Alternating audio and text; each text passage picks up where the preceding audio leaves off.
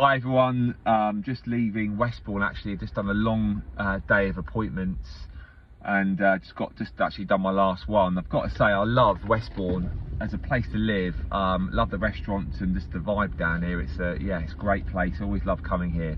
But I've just got off the phone to a landlord.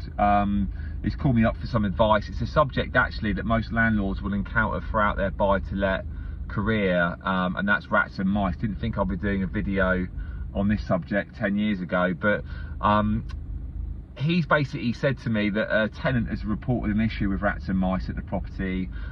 They've asked him to sort the problem out. He feels that it's a landlord's responsibility, sorry, it's a tenant's responsibility, because he said, look, their lifestyle isn't great. He knows there's lots of bin bags, probably food being left around, which is attracting pests, and he doesn't know what to do.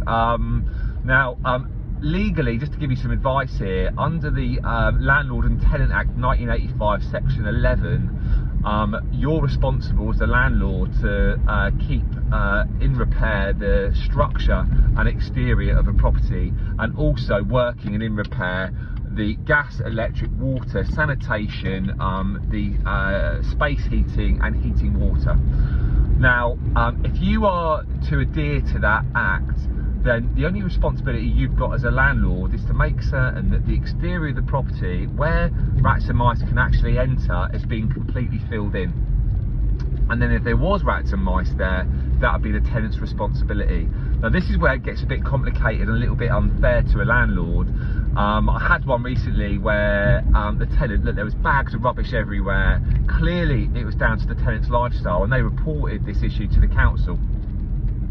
Now the council will make a landlord, I guarantee you, even if it's not their rubbish, pay for that rubbish to be removed to stop any problems from happening.